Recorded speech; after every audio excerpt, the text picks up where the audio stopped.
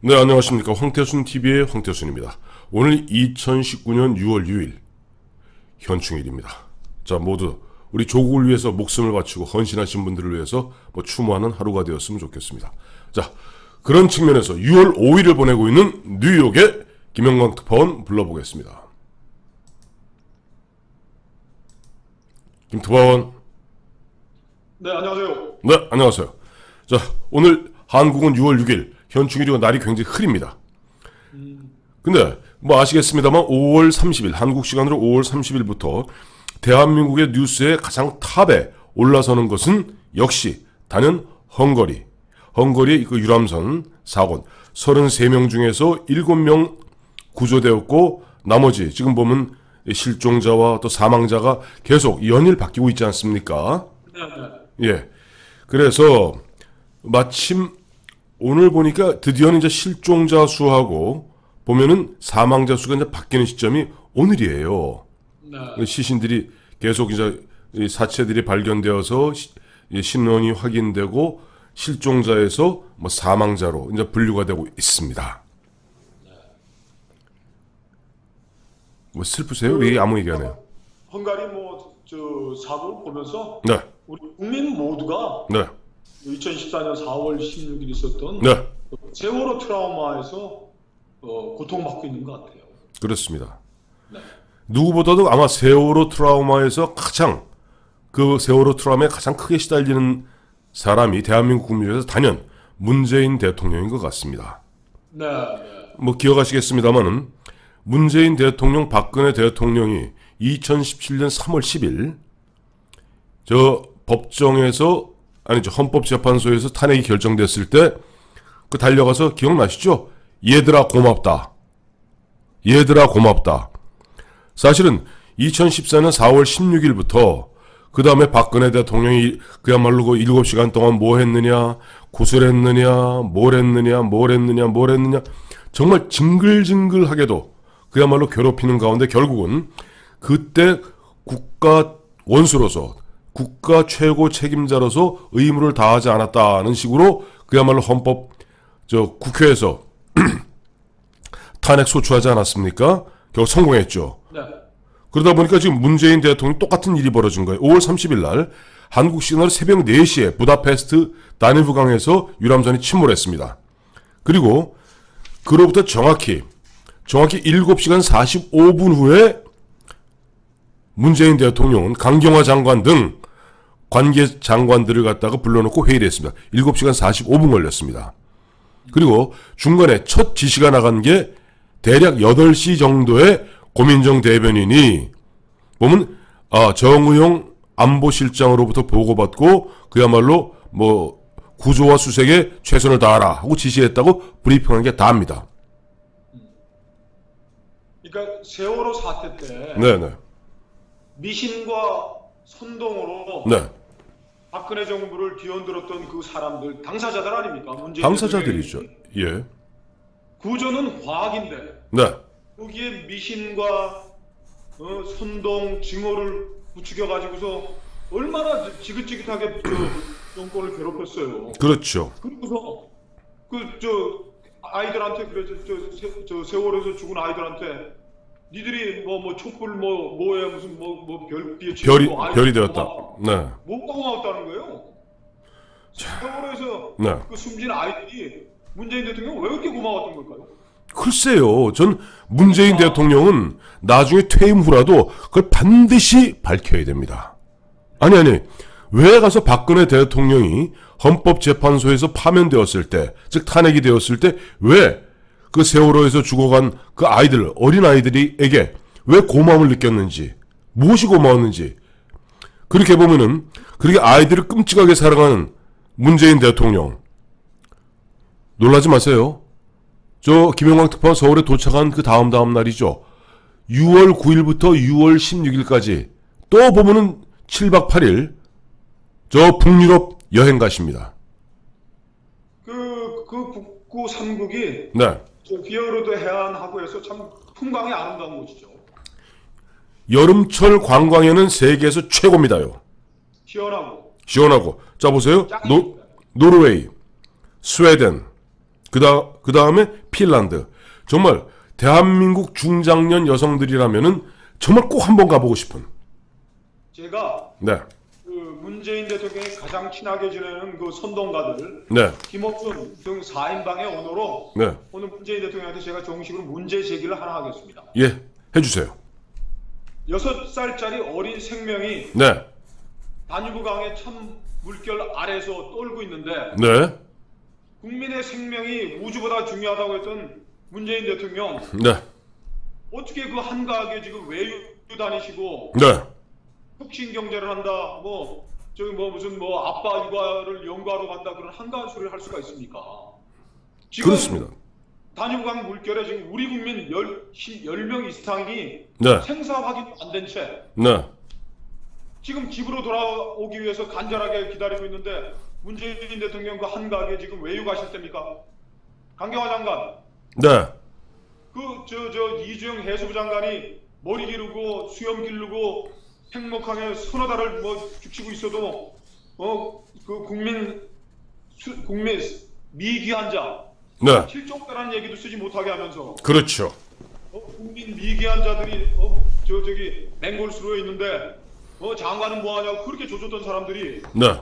우리 국민 미귀한 자가 지금 저 다뉴강 물결 속에 있는데 지금 어디 외유를 간단 말입니까? 헝가리를 가야지. 맞습니다. 마침 가니까 그 비행기 코스도 그렇네요. 북유럽보다 더 가까운 헝가리를 먼저 가야죠.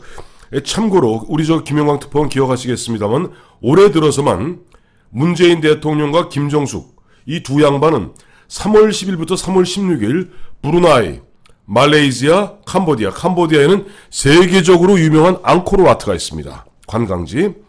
거기 갔다 왔죠. 그 다음에 4월 10일, 4월 12일 그 1박 3일 가면서도 또 김정숙 여사 가서 따라갔습니다. 참 4월 16일부터 4월 23일까지 중앙아시아의 그야말로 또 세계적인 관광의 도시 투르크메니스탄, 우즈베키스탄, 카자흐스탄 그가 그렇죠. 실크로드 관광입니다.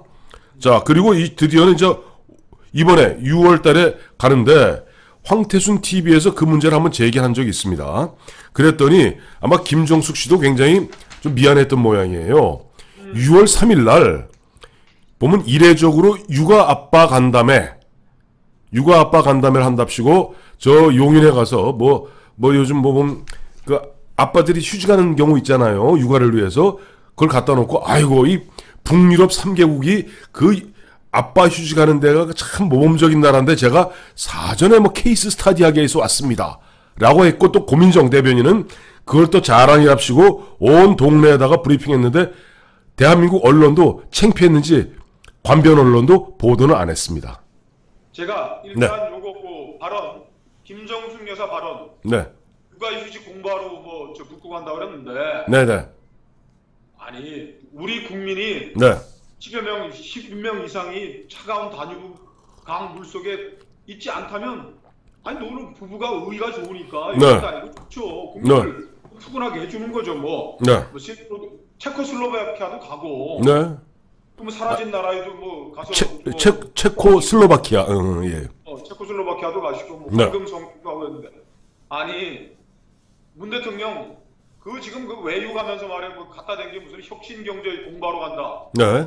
김정숙 여사가 가가지고 용인시 이게 얼마나 명구스럽다 이런 궁색한 병명을 아니 북구의 육아휴직에 대해서는 북구에서 공부한 우리 학자들한테 강의를 듣는 게 낫지.